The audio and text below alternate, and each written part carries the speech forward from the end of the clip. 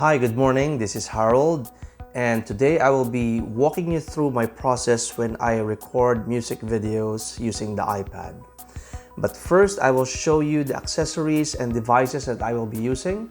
Then along the way, I will be showing you the workflow as well as the processes and applications that I will be using to produce a short music video clip.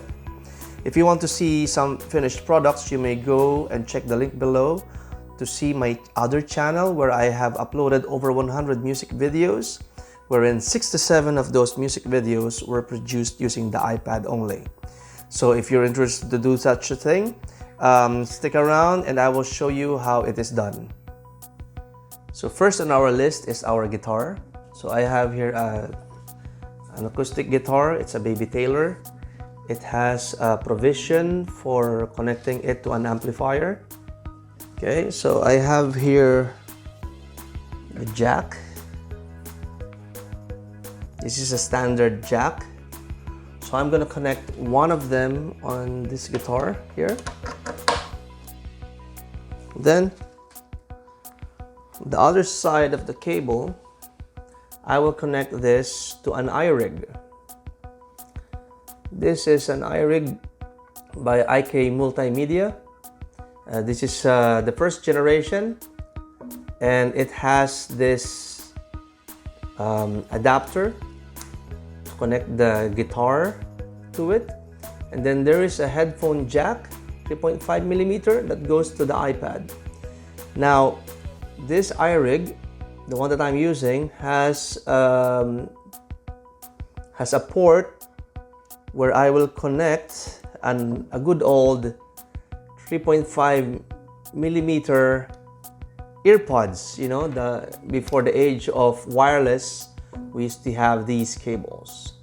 Now, in order for me to connect this 3.5mm jack to the iPad, I will need to have an adapter because my iPad Air is using USB-C.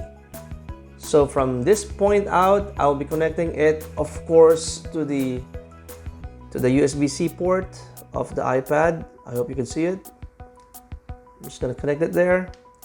And then now we will be moving on to the software side of things. But this is the setup itself. First, let's open GarageBand and then create a new song. From the audio recorder panel, let's choose Instrument. And then let's turn on the monitor so I can hear what I am playing through the earphone. Then let's adjust the bar settings to automatic so I can play as long as I want. Finally, I will turn off the metronome settings because I don't really need it for this demo. Also, be sure that the record header is at the correct position. Increase the volume level if you want to do so, and then hit the record button and start playing.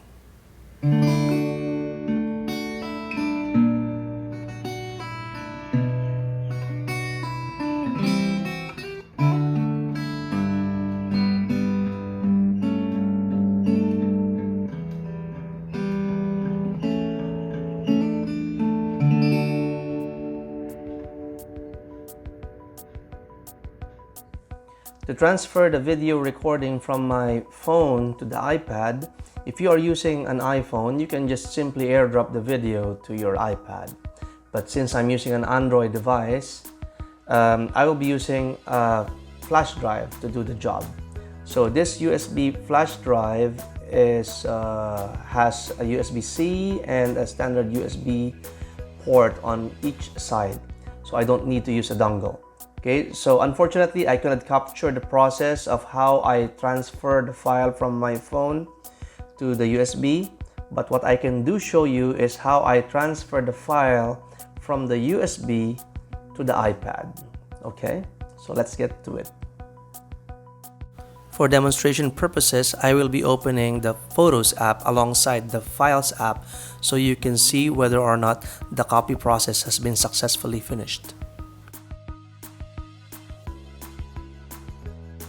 Although I am using the Stage Manager for this demonstration, note that it is not a requirement to complete this task. After a few seconds, when you connect the USB flash drive to the iPad, it will appear on the left panel. From here, you can access the files or the photos and videos that you would like to import on the Photos app. For this demo, I will import all the files in this folder to the Photos app library.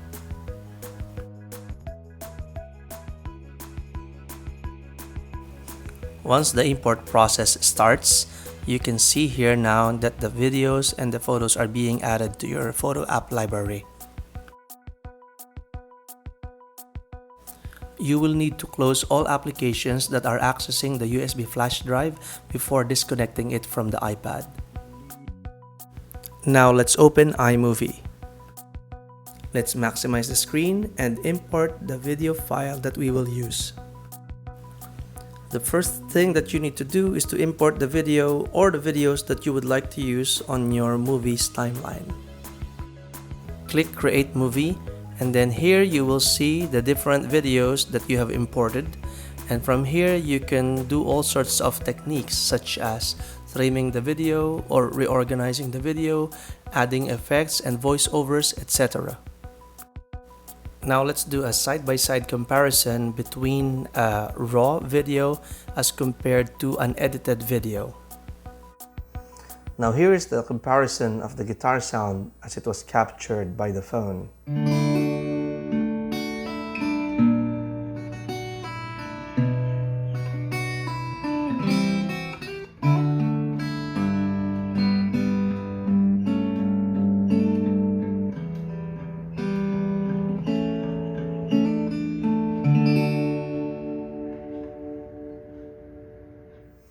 And here is the edited version of the same video.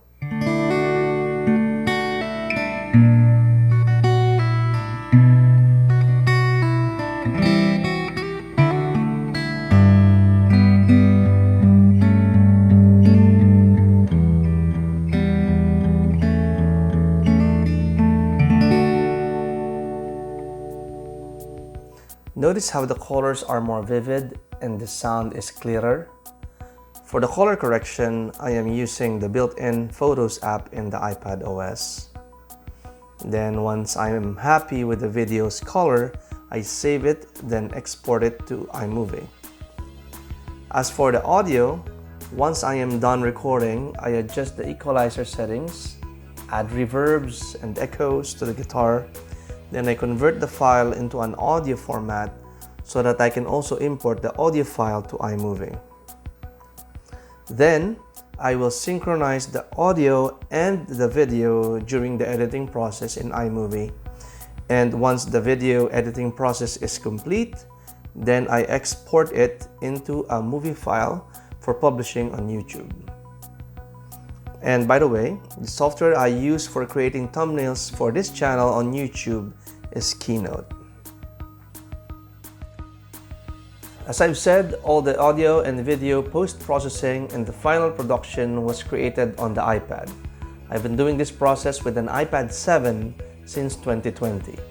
But this year, I recently bought an M1 iPad Air 5 with 64 GB capacity because this is the cheapest iPad that has the performance of a MacBook Pro. There is more than enough available software on the iPad that meets the computing needs of most people, and though 64 GB seems insufficient in this day and age, I noticed that this is more than enough to do professional work on a day-to-day basis. Unless, of course, you are also playing games and storing a lot of movies on the same iPad, then you would obviously need more space. For me, however, whenever I finish working on a project, I connect an external flash drive on my iPad and move the files there to free up space, since I don't need these raw materials anyway. With all these applications installed on my iPad, I have an average of 10 GB available free space most of the time on the 64 GB iPad Air 5, and this free space is what I use to do all of these things that I have to do with the iPad, including this video that you are watching right now. In conclusion, All of the iPads, whether it is the base model or the Pro model, can handle these tasks. The only glaring difference that I noticed when I upgraded to the M1 iPad is the time it takes to transfer the video file from my phone to the iPad, as well as the time it takes to render the edited video. Obviously, the newer iPad models or the more expensive ones will always be faster than the previous one. But the real question here is, does it really matter?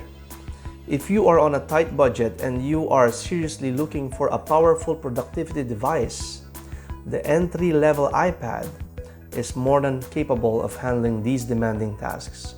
But if you always need faster rendering time or faster file transfer from a USB to your iPad, and you don't want to spend a lot of money, then the base model 64GB iPad Air 5 is the option that your money could buy right now. Again, this is Harold, and thank you for watching. Please feel free to share this video to your friends or to your colleagues. And if you have some questions or have some thoughts about this video, please leave a comment down below, and I'll see you on the next one.